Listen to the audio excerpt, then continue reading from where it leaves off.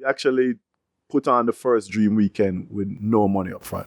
None of our shareholders invested any money into Dream Weekend the first year. So that's, I see I'm a very curious look at it. So what we did is,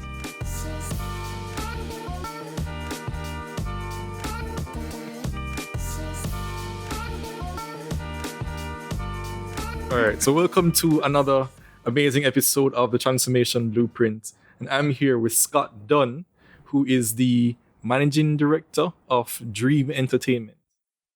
All right, so why don't you go ahead and tell everybody a bit about yourself? managing director of Dream Entertainment. Also the managing director of a company called Loans Unlimited. So I'm balancing two things. I'm a husband of 13 years, father of two. Very much encompassed by entertainment, but trying to balance that with family life and friends and still trying to act like I'm young and have a good time. Yeah, so I think definitely want to jump into after that entertainment stuff, because it's like a non-traditional business here. But you're also a Marian. Yep. Proud of Marian. Proud of me. very, very importantly. Right. So, like, what year did you attend? I went to Overwhelm 87 through 92. Was Miss Rob vice principal when you were there? Miss Rob, was vice principal towards the end. She wasn't vice principal when I got there, so you know how long ago that was. So she was vice principal towards the end. She was my biology teacher and somebody that I loved dearly. Yeah. She saved me from my parents at the end of third form when I wasn't passing any sciences, and just calmly told my parents that I'm just not good at sciences. Not that I'm a bad child or that I'm not trying, but I'm just not good at sciences. So not to worry about it too much. So I've been involved in events kind of in a roundabout way since high school. So a funny story I tell all the while is I was student council president at Wolmer's. Another thing that kind of blew teachers away, because it's usually going to be the bright and nerdy students, usually sixth form. I didn't even go to sixth form. So I was student council president in fifth form. We used to do these lunchtime sound clashes, which was really just two boys each representing a big sound system of the day. So in those days, it was like Stone Love, Silverhawk, Travelers, Metro Media. So one boy would be Silverhawk, one boy would be Stone Love. And inevitably, you have these boys at school that just know every song by heart. Them know So every they're dub by DJing? Yeah, them literally DJing. But what it did, it kind of showed me early that the different skill sets that it takes to make up a strong event company. Because we would have everything from at the door, you'd have some big boy like one of the discusser or shot put boys from the track team would be the bouncer at the door. And then you'd have like a very bright guy who him is the one handling the money, who everybody kind of trusts, and say, boy, him kind of nerdy, him not going to steal nobody money. So that's kind of who's handling the money. Then you'd have somebody who's good at just musically, in terms of making beats. They're beating on the desk and making the rhythms. And then all these boys who had aspirations to be DJs would be the ones now that actually doing the clashes. And, I went to university in Tampa, the University of South Florida, and worked there with a Jamaican restaurant and a guy who used to do a lot of events at his Jamaican restaurant, a place called Jerkut in Tampa. So hello to all the Jerkut crew. And we used to do a lot, and I used to promote a lot of his events for him. When I would come home to Jamaica in the summers, I would do events on my own in the summers. So kind of been in the events thing a long time. So, like, I know for me, what I found was you had these people who were putting on parties, but they still had their full-time job. Right. But you've been able to make Dream Weekend your business. Right. I tell people a lot, particularly when we're talking to sponsors or when we're trying to get government support behind projects that we're working on, like a Dream Weekend and an Xodus Carnival. That's really what separates Dream Entertainment from everybody else. Because for the most part, almost entirely everybody else in events in Jamaica is still a part-time business. They're still doing something in the day, and then at night they're getting together and trying to plan these events. And I'm like, as long as other people are operating like that, they're never going to be able to compete with us. So all my directors are all people with probably 20 plus years experience in entertainment. It's people who are highly skilled, who at some point along the line realize, hey, this entertainment thing can be a big thing, and dedicated basically their lives, their careers to it. It was a big jump for all of us. I mean, at the time when I was going full-time into Dream Entertainment, I had a young child, I had a wife that, reliant primarily on my income at the time, and it was like, hey, leaving a safe corporate job, I'm working with a Allied Insurance Broker as a Grace Kennedy subsidiary, on a clear trajectory towards, a high level job in insurance, and just said, hey, let's just go all in on this entertainment thing. And that's definitely one of the things I want to mention as well. So it's a non-traditional business. Right. It's an entertainment business. And I want to go back to those earlier times, like you mentioned. What was that like? And just take us back to what the time period was like. What was going on around that time, and what was it like getting the funding, the capital to even put on these events? We are sponsorship plays a much smaller role than most people think in our events. So for the most part, it's rare that we have an event where sponsorship is more than maybe 10 to 15% of our overall income.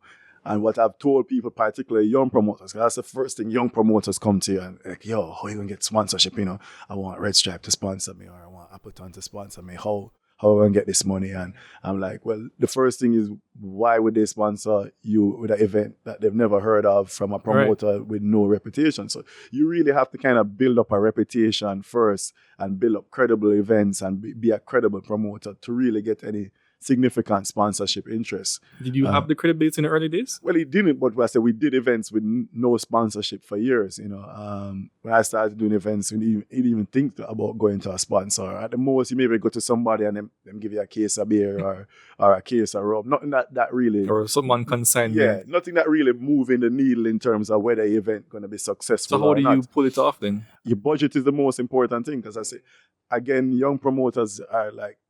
so unrealistic sometimes with expectations. So, I have people that come and say, we're gonna get we're gonna keep our first party and we think we're gonna get about 1,000 people. I was like, there's no way on the planet you're getting 1,000 people for your first event. I mean, regardless of who's your entertainment package, because sometimes that don't matter, because somebody, I could have Copper Shot and Chromatic tonight, and you have Copper Shot and Chromatic tomorrow, and I have 5,000 people and you have 10 people.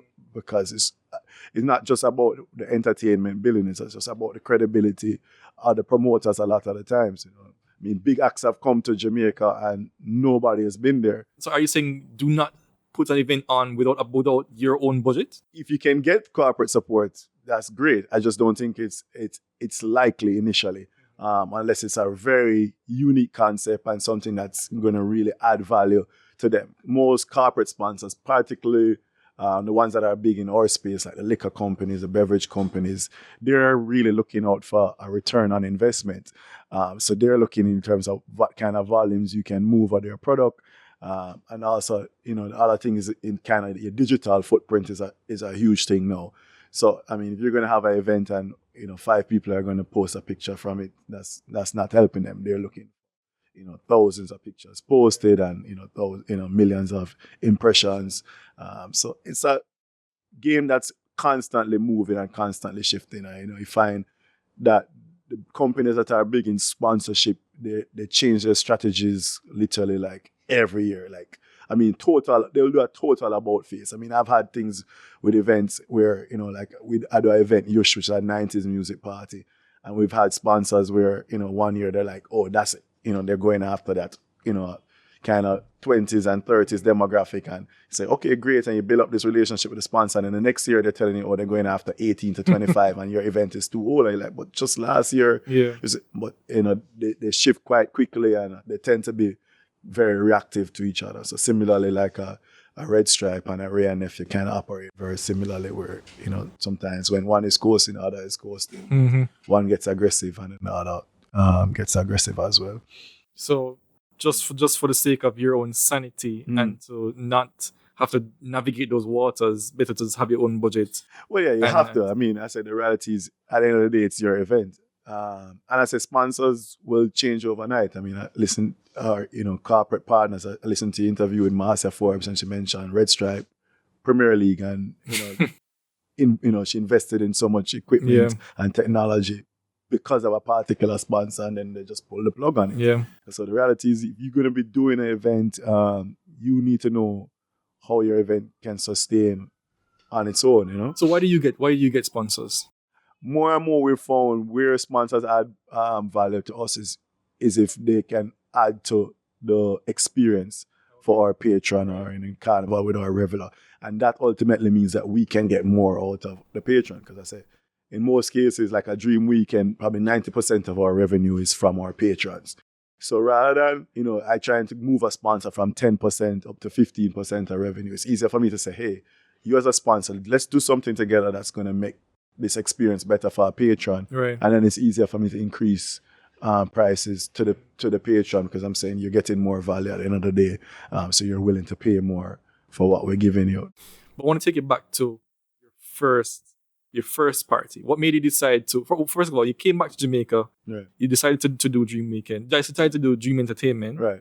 What made you decide to do it? What was your first party? What made you decide to do it? Okay, so I was doing parties long before Dream Entertainment. Right, yeah. Right. So in terms of getting into parties, I said, I kind of, as I said, just fell into it from school and then in university promoting for other people. Somewhere in 1994, partnered with a cousin of mine who's Arif Cooper, the DJ. Mm-hmm. He was on a sound system at the time called Syndicate, and the guy who owned the sound system is a guy called Richie West, who also owned a liquor store. Richie and Arif felt that, I knew a lot of people that was a little bit, they're both a little older than me, knew people that was younger than them. Arif was a popular DJ on the road with Syndicate Sound System at the time. And then Richie also had resources in terms of being able to get us the liquor and consignment through his liquor store for an event. So they thought, let's do an event. Arif had a good relationship at the time. He was producing for Scare Them Crew, which was like Bounty Killers kind of liquor crew at the time. And we're like, let's do a showcase. We thought Scare Them was really good. Let's do a showcase and bring Scare Them Crew uptown. Mm-hmm. So on the road right in front of Turnover Hotel, Devon Road, my mother had a store there at the time. We're like, we're going to use the lawn there. So we had a free venue. We had a liquor and consignment. We had Syndicate Sound on board already. So we added Travelers, which was a popular sound system at the time. And it was this event called Scare Them Uptown, which was going to be a concert. So Scare Them Crew. Actually, on the undercard in terms of was Sean Paul, who again was nobody at the time. Sean had like one popular song on the road.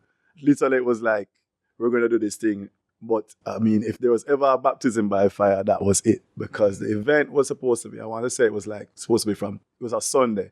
It was supposed to be from 12 noon, I want to say till maybe 8 p.m. But I can tell you at about 11:59, rain started falling. And it finished falling at about 8:01. Like literally the entire time that the party was supposed to be going on, rain was pouring. I mean, pouring. Literally had like, I think maybe about 3 like diehard friends who just felt sorry for us and literally came and paid at the gate in the pouring rain and came in, and literally that was it. And I think, if I remember right, we lost about $60,000 at the time. But I'm telling you, this is 1994. So that's a substantial amount of money. $60,000 was like gut-wrenching. It was like, literally, it was like, never again. I'll never do this again. It was such a killer. But so I kind of got back into it, by kind of, tiptoeing into it after that, working with other promoters in Tampa. Whereas really more working kind of like on a commission basis. I didn't have anything at risk. What I would do is I would hand out a flyer that would get you a discount to come into the event, and then when you hand in that flyer at the door, it was like I used to get like $1 commission for every flyer that come in. But as a college student, you get like 80 people to come and show up at this party, and that's like $80 you get literally for just walking around campus and handing out flyers. Yeah. So, but with Dream Weekend specifically, again, that's something where people surprised, because people would have thought that one, either with a lot of sponsorship or with a lot of upfront spending on our parts would have been how that came about. We actually put on the first Dream Weekend with no money upfront. None of our shareholders invested any money into Dream Weekend the first year. So that's, I see I'm a very curious mentality. Yeah. So what we did is we were all in events before, as you mentioned. Twisted Spiritz was an event that was happening before Dream Weekend. Daydreams, Wet and Wild, Yush. These were all events that were happening before Dream Weekend started. So again, we had credibility in the market. Right. And we all now came together. So we're going to take the best parties from ATI, the best parties from RTI, and that would be a dream for all the patrons. It would be the Dream Weekend, all the best parties on one band. And all we did is we started selling tickets. We just said, hey, we're going to put out an early bird ticket. I mean, at the time, it might have been like $7,000 or something for the early bird season band. And we just put out early bird season bands. We sold probably 500 season bands. And that gave us enough working capital to put on an event. Yeah, I want to jump and talk about the whole how you balance the suppliers and balance the sponsorship. But I want to find out, like, Yush, Twisted Spiritz, these are parties that have been going on for year after year after year after year. What differentiates your brand of entertainment than others in the market? People's expectations have changed over time.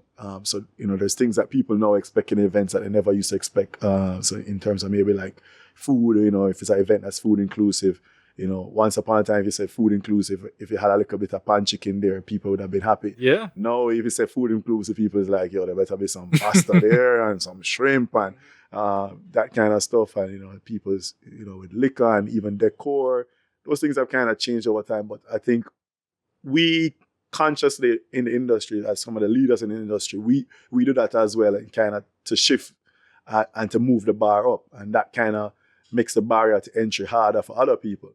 So again, once upon a time, you could have kept an event just as a young person, somebody in high school or university. You could probably borrow some money from friends and family and have enough to put on a little event, because people really just want a little bar there, a little sound string up. Now people's expectations are so much more. It's really hard for just somebody, a young person, to go and do an event that kind of meets people's expectations. Dream Weekend costs a couple $100 million to put on. So how are you going to just jump up and working at the bank in the daytime or at an insurance broker and trying to keep events at night? It's just not possible. So one thing that I always liked about the whole weekend experience in the grill, so apart from the parties, which are always good, food and everything out there, is the idea that I always felt safe. Right.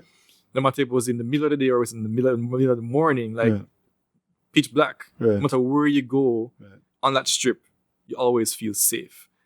I can imagine that being a logistics nightmare. Yeah, certainly. But what we've done with the grill for Dream Weekend, and even to a lesser extent, Kingston for Carnival. And Carnival, I won't take the credit just as Xodus Carnival, but as Carnival in Jamaica between Xodus, Jamaica and Bacchanal.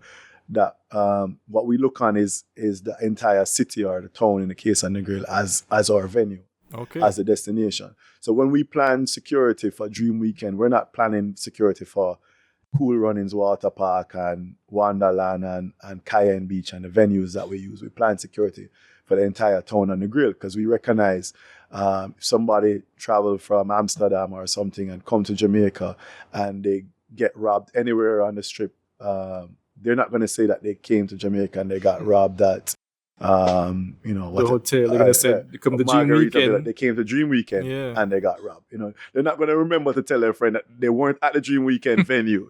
That they were at the hotel, or that they ventured to some little dark corner to go buy some weed at 5 o'clock in the morning, and that's why them got robbed.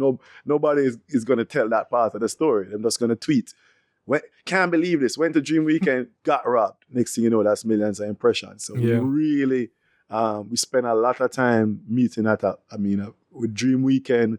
We meet with, the assistant commissioner that's in charge of, I believe that's Area 1, from St. James down. We meet with them a lot down there, Warren Clark, and all the superintendents, both from Westmoreland and Hanover. So, the soup who's in charge of Westmoreland, the soup who's in charge of Hanover, whoever is in charge of Negril Police. We're meeting with these people along with, both parish councils. Cause I said Negril is in both Westmoreland and Hanover. So we meet with Westmoreland and Hanover parish councils, both fire departments, both health departments, Negril Chamber of Commerce, Hotel and Tourist Association. We all come together and it's a collaborative effort. And we outlay what our plans are for security in terms of the entire town, and even just to make sure we have adequate amount of ambulances in the town. So we really treat it that way. And we've, over the last 2 years with the Carnival in Jamaica committee, we've met and spoken about that, in terms of even with Kingston. So even this year, I believe the police deployed 150 trainees in addition to what would be our usual deployment for Carnival. There are just 150 people just out of the academy who are just in uniform on the road as well, just creating additional presence. And we even have to be even more overprotective of Kingston, because Kingston just has this reputation as being a dangerous destination. We're really trying to move beyond that, and I think people know, Kingston is the cultural capital of the Caribbean. It's a great place for entertainment. It's a great place for music. I mean, it's where Bob Marley built up his music career, Dennis Brown built up his music career. All right. So for people like me who are not Carnival savvy, and maybe people who don't know, like people outside Jamaica who don't know about Carnival, what is a band? All right. So a band essentially is a group of revelers in Carnival. So a group of people that are masquerading in Carnival in costume, or in some cases in branded T-shirts and shorts. So for what's kind of unique about Jamaica is most places where there's a carnival, there's a number of bands operating. For years, there was only one band operating in Jamaica. Bacchanal, right. So Carnival in Jamaica, depending on who you ask, really started with Jamaica Carnival, which was Byron Lee's Carnival. Bacchanal came on board shortly thereafter. Bacchanal was operating alone for a number of years. Then last year, 2017, and there were two new bands that came on the road that year, Jamaica and Xodus, which is our band. And Xodus is just something that we're tremendously proud of, because in a space where I say there's one dominant player for so many years, I mean, Bacchanal, I think, been around like 20 years. Right out of the gate, in the first year that we were a part of Carnival Xodus, we were the biggest band in Carnival. Right. And then this year we grew tremendously. We grew probably about 60% this year, and I would say we were probably twice the size of the next biggest band on the road. It's showing that entertainment tourism, which is really how we position Dream Entertainment as an entertainment tourism company, is really growing.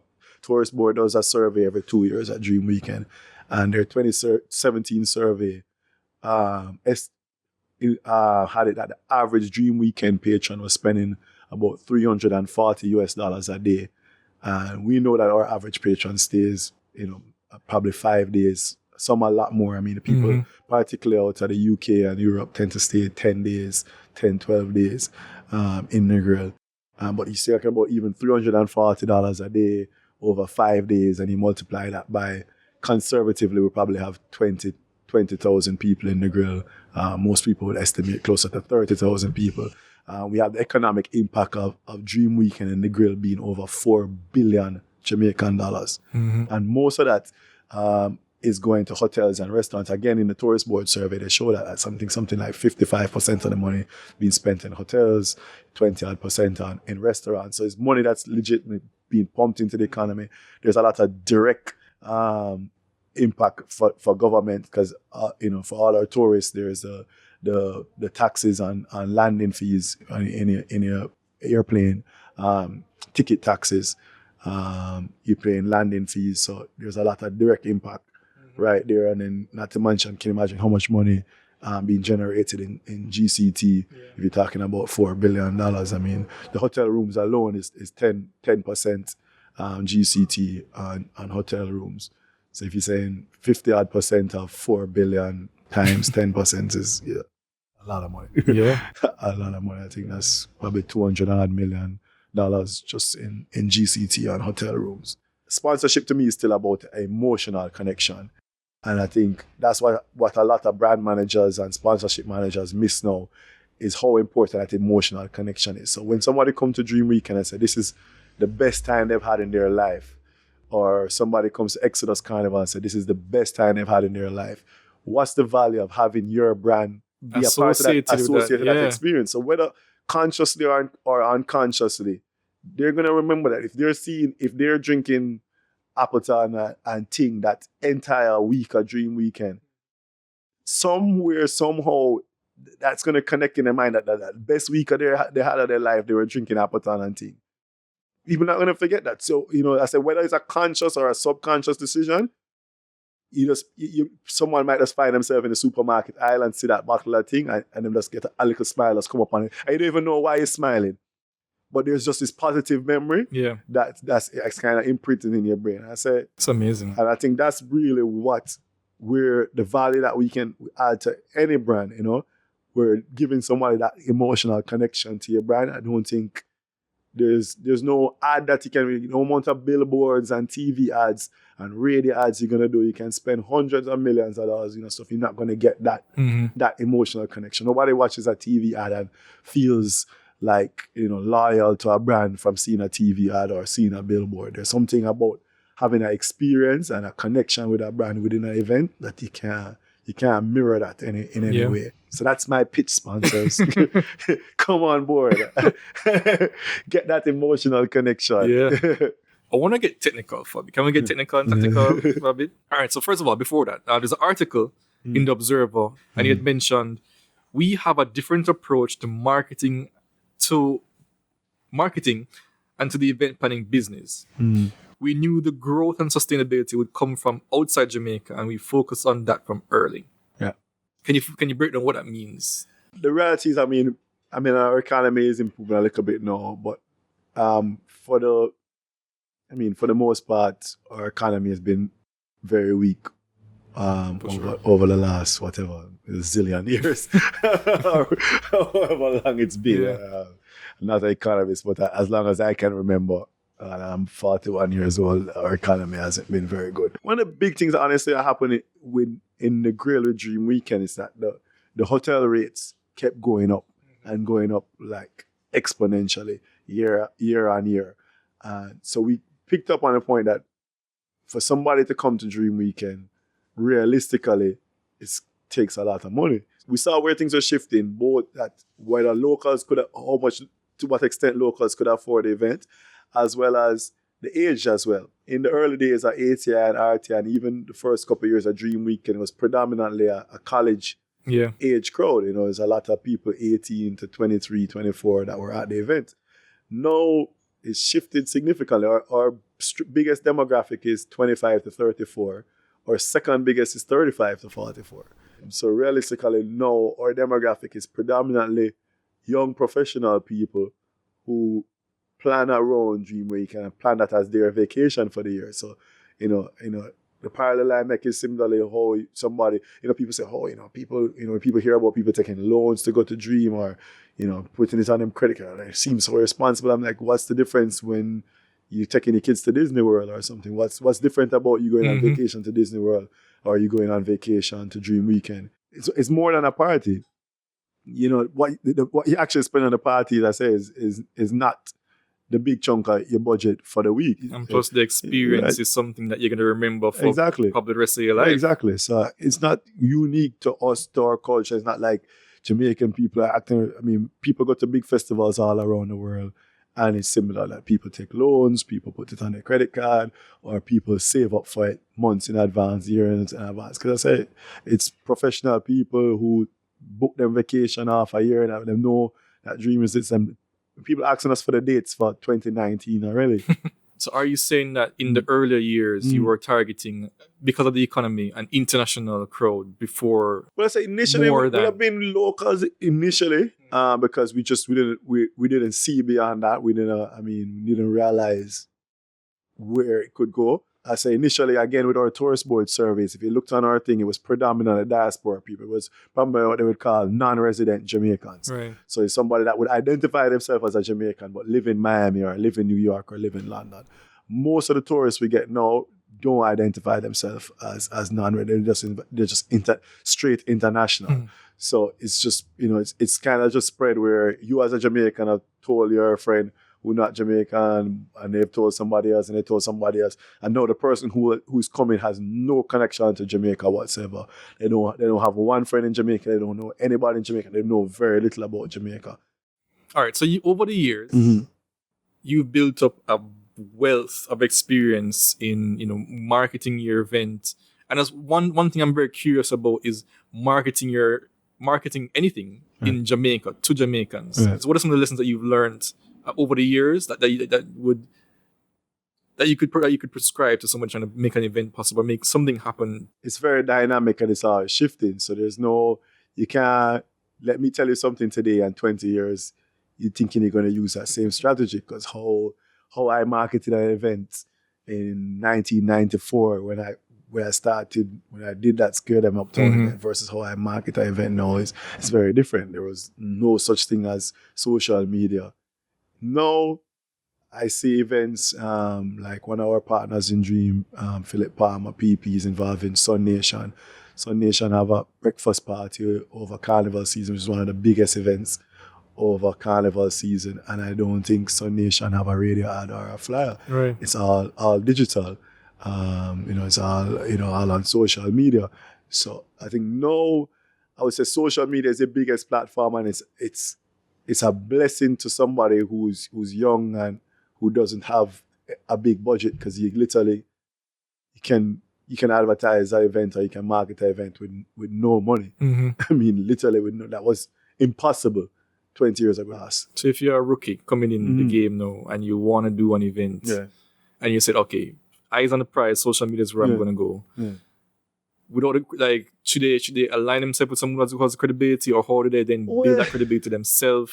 I would say great if you can, but I'll give you myself an hint, and it might be a little bit selfish, but I mean, I get young promoters come to me all the time, hey, let's partner and do an event. I'm like, what's in it for me? What's in it for me? What's in it for me? Like, what are you adding? What's the value that you're bringing to the table? What's the value I'm bringing to the table? I've done events with 10,000 people. I can bring 8. What can you bring? So what? Your 10 friends that you're gonna bring. So I'm gonna have 8,000 people there. I can pull 8,000. You're gonna pull 10, and then we're gonna split the money 50-50. I mean, it just don't make no sense. I spoke to a class at UA recently, and part of their class project was to put on an event, which they did successfully. And the advice I gave them is tap into the people who you know and the people who believe in you. So this is a class project, and part of their grade is to put on an event. So saying, go to people who are gonna support you, just for the sake of that they want you to get a good grade. So go to your parents and your grandparents and your aunts and your uncle and say, hey, buy a ticket for this event, even if they're not going to show up. So you're getting support in that way. Then you go to your friends and you say, hey, just buy a 1 ticket, or make a small contribution to the thing, because, we're friends and supporting. And you kind of have to be realistic. I say, if you're not necessarily the most social person and you're not the most popular person, you have 100 people following you on Instagram. Why do you think you're going to have an event that 1,000 people showing up at? Yeah. It's just not realistic. You don't even have that network. Yeah. Start small and build from there. All live on the experience. All these big promoters that you see out there, the Dreams, the Sun Nations, the I Love Soca's, none of those people started off keeping events at 1,000. All these people started off doing little house parties, little cooler parties, little bottle parties. All these people did that. Try to keep a birthday party first. Before you want to keep big session or big show, and go out and I say, if you're interested in sponsors, what you do is you have that event and you invite potential sponsors just so they can see what the event is like, what's the quality experience like. Have you ever felt like this year is my last Dream Weekend? Like the struggles that you come in with this year, the struggles that you come in with that are coming at you. It's too great. Like, this is like, have you ever felt like that before? It's a very interesting time you're talking to me right now. Like today, like I'm as overwhelmed with work as I've ever been, like right now. So because it takes like 10 months to plan. Yeah, Dream is like all year round. And then what happened is we have had the same size team.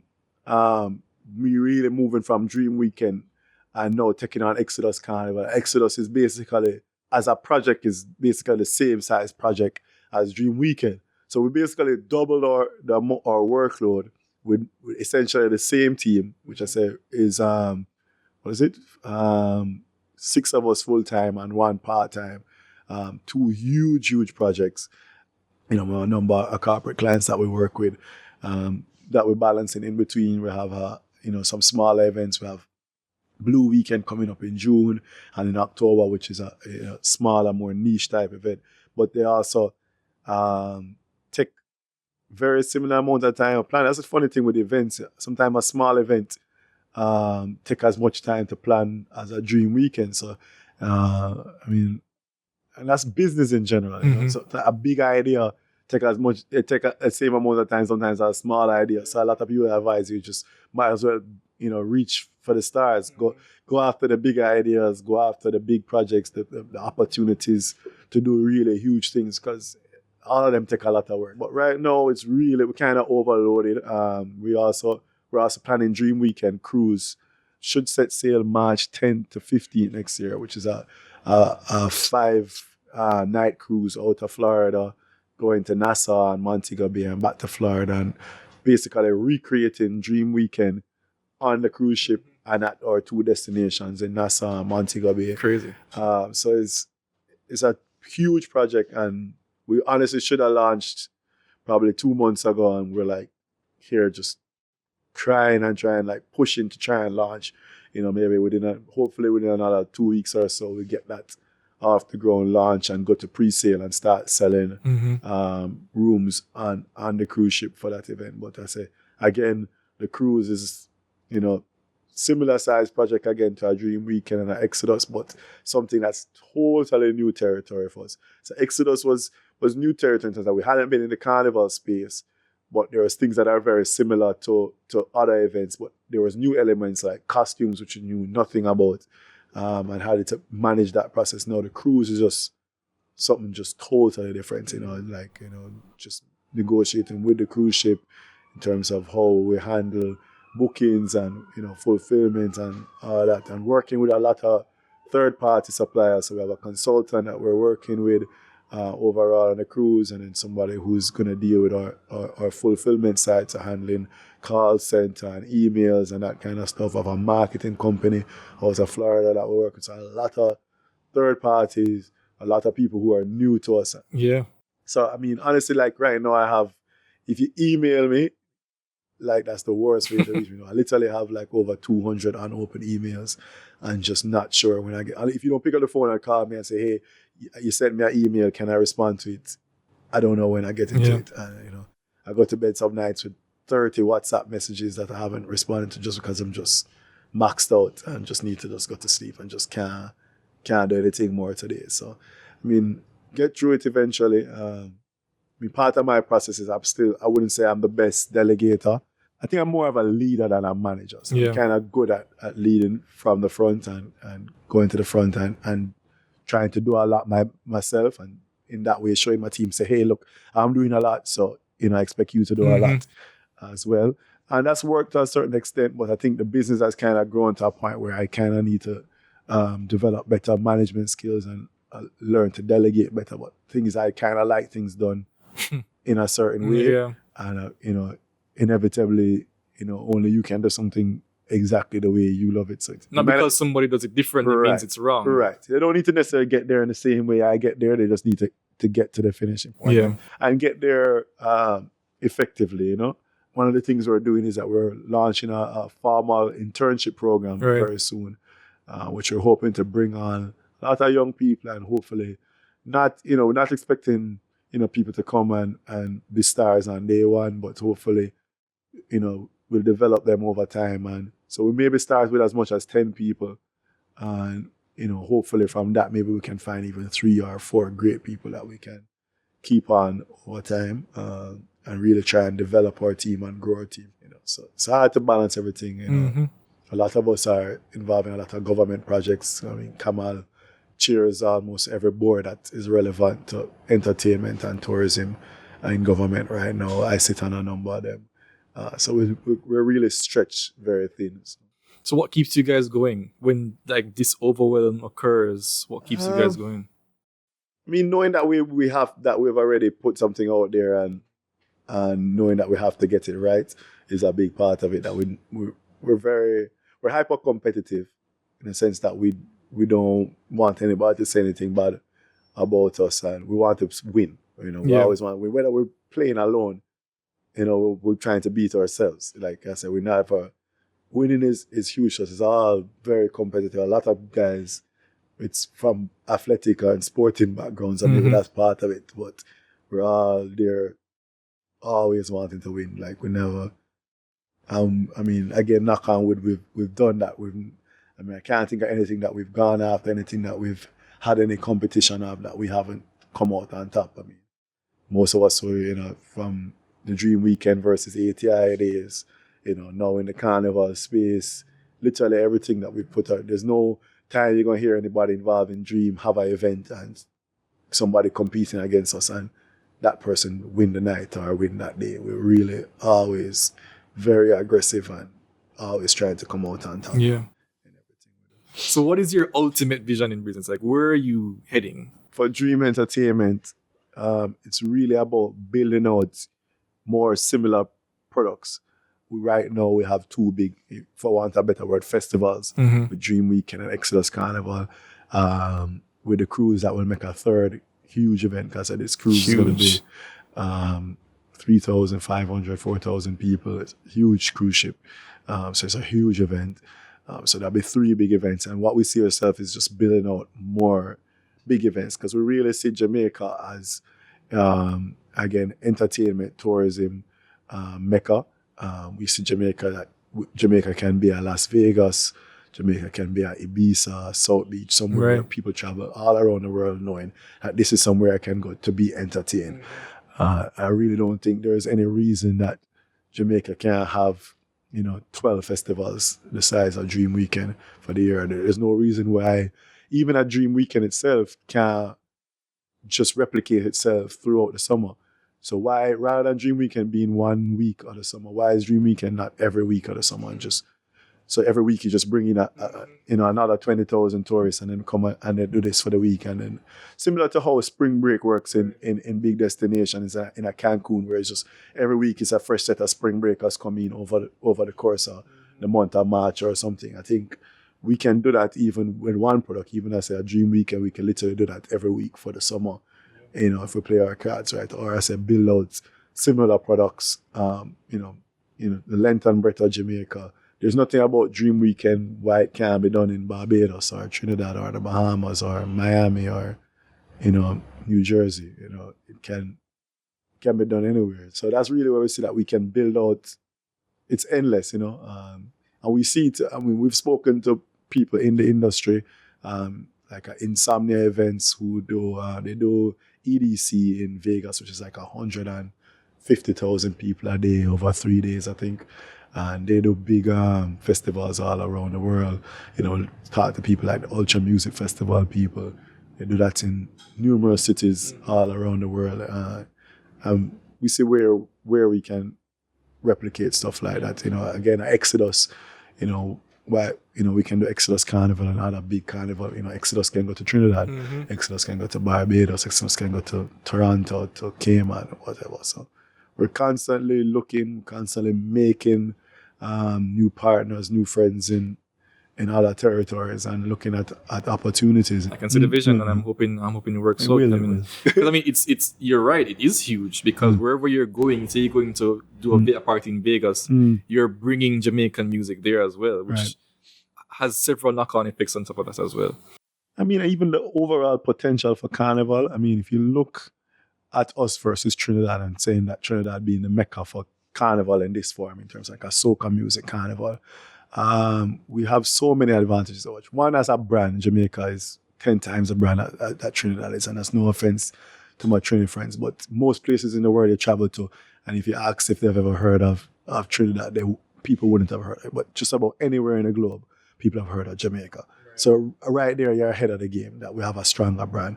We're much closer to North America being the big destination for Carnival revelers. So most of the tourists that go into Trinidad are coming out of the eastern seaboard of the United States. We're obviously a lot closer, so it means cheaper flights. Also means a lot more flights. A lot more flights from New York, Toronto, Miami into Jamaica than there is going to Trinidad.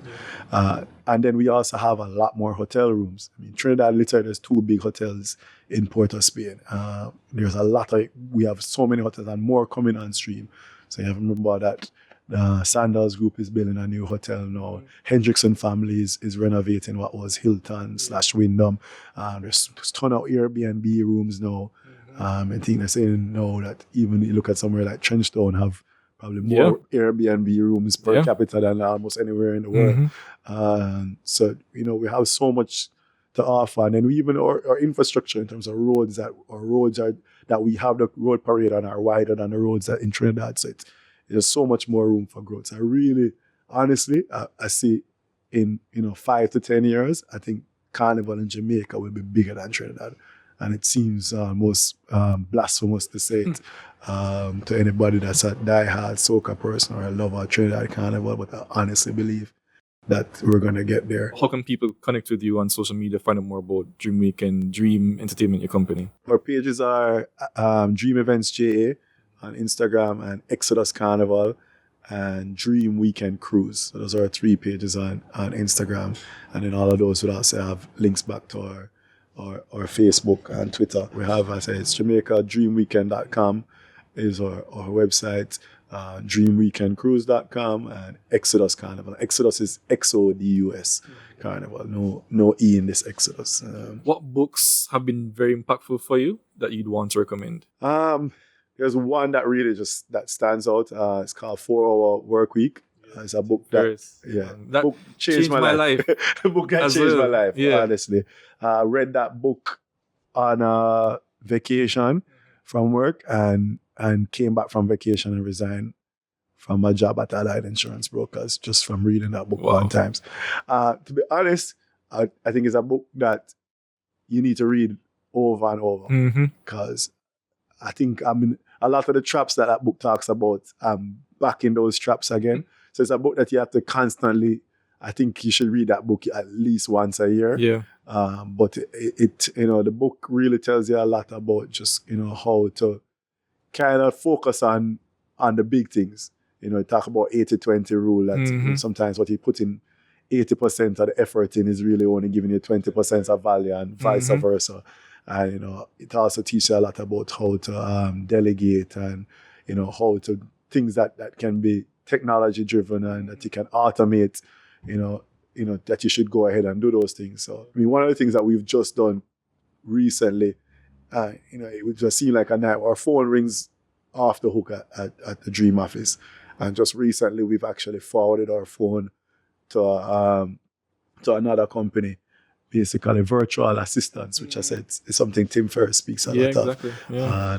So we use a virtual assistant company now, both with emails and phone calls. Our info at Jamaica Dream Weekend goes to a virtual assistant. Our phone at the office goes to a virtual assistant. It's a Jamaican company? A Jamaican company, called The Portal. Very company. Highly recommend them. Okay.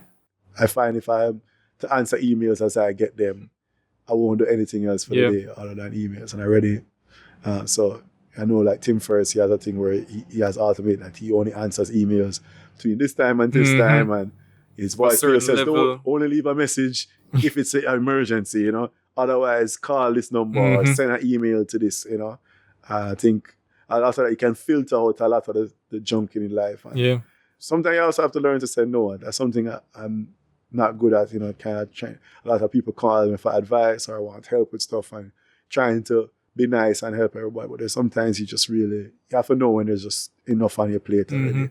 And just be, or at least defer to at least be like, give me a couple of weeks. Kind of. It's hard for people to understand because people can't imagine that you don't have half an hour to meet with them. But literally there's times like right now I don't have half an hour to meet with a lot of people. So. All right. Scott, thanks for being on the show. Thank you. Thanks for having me. It was a pleasure.